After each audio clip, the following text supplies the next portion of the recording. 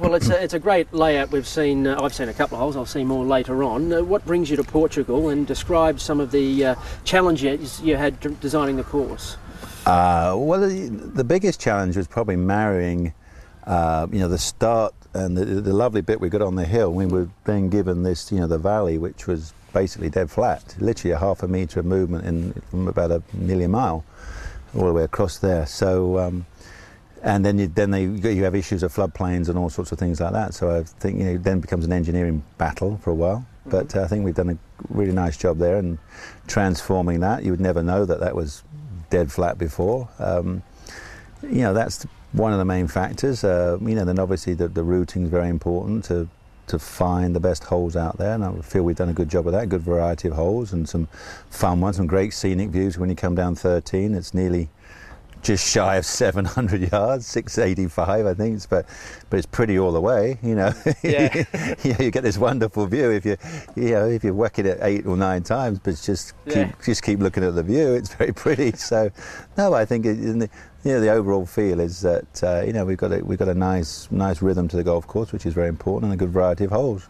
What brings you to Portugal in the first place, and the Algarve especially? I mean, there's a number of golf courses here. It's a very competitive market. Yeah, well, obviously we were assigned to this project, and Faldo Design. So here we are, and that's we're global right now. I'm literally in all 4 corners of the globe.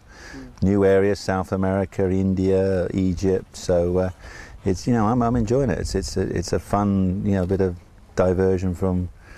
Well, the playing's just about gone. Obviously now TV is very prominent in my life now. But I've had a genuine passion to design golf courses since I was 18. Golfers, professional golfers I interview always say that as a golfer, as a pro, you're always developing. Do you find that's the case also in design?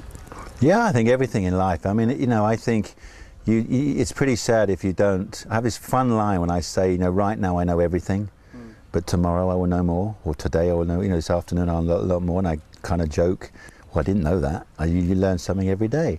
And I think that's life, isn't it? I think you want to embrace that. So as an architect, well, I'm a designer, I'm not an architect, but I'm understanding a lot more. I have my own team of architects or what have you. But, you see more, you take more in, you're given a new challenge, and that is the rule, for me. I assume a lot of people as well. That's the challenge in life, isn't it? To be given a project, a challenge, and you crack on with it, and it doesn't always, there's no straight line to the top of Everest. You have to find the route. So, I think that's the fun of it. If you remember back to your first design to now, and with technology in play and the ability of the modern amateur, is it vastly different? Your thoughts to back then to now? Yeah, it is. I mean, back then we used to play.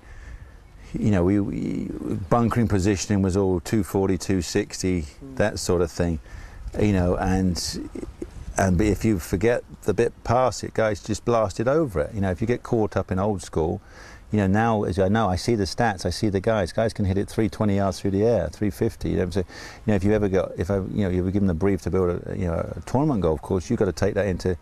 You've got to try and get an equal challenge, and not, that's which is tough. You want the guy who hits it 260, 280, which is short now.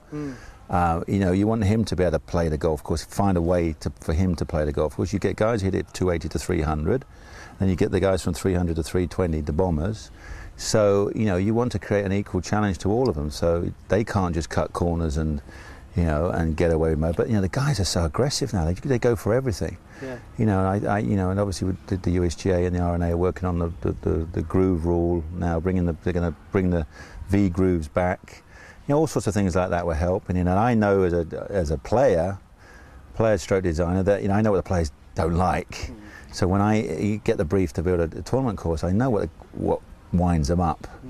And if I want to put that in, well, obviously, I work on that. What separates a Faldo design from a Jack Nicklaus or an Arnold Palmer design, or even a Tiger Woods design? I mean, as we spoke earlier, I've played your course, the Cornelia in Turkey, and I find playing your course is considerably harder than, say, when I played a Colin Montgomery course in Dubai, much more forgiving. How would you describe your difference to the other courses? Well, again, it all depends. It depends per project. You know, I can also do a pure resort course. You know, when you're given the brief that this is a resort course and we want to enjoy it, then you go for aesthetics. You make it as beautiful as you can. I've just done one in the Dominican Republic. We made it, it's like a botanical gardens out there. It's going to look fabulous, you know. Yeah. And then sure, then if I get a good piece of land, that's my nature to. It's like I can't just, you know, I don't do things by halves. And if I get a good piece of land, I would lean on the owners to say, well, you've got something special here. Let's take it to, you know, let's take it to as good as we can do it. You know, as you said, the project in Turkey was a good example there. I'm given that was a dream to be given a sand belt through a mature 200-year-old pine trees. Wow! I mean, we even made friends with the pine trees. We started calling each one. Well, one's called Bonsai, and the seventh because he's got another tree growing out of him, so we called him Bonsai. My Titleist made friends. Yeah, exactly. So, you know, we actually get attached to, you know, projects very much. So, you know, you can see I enjoyed doing this. So yeah, the bottom line is that, you know, I want to take that. I think I owe it to the developer or the owner to say, yeah, we can take this to this level. Yeah. We don't need to stop just here. You know, plus for my own reputation, I want to push it so people go, that was a hell of a course. Or, you know, and usually you have to go lean a little bit towards the difficult side. But, you know, we're capable of, you know, producing whatever really the owner wants. Yeah. Is it important to be selective? I mean, obviously with the Oceanica group, it's high end because it could be possibly a saturated market around the world. There's a lot of golf courses. I'm sure there's a lot of developers that may call on you.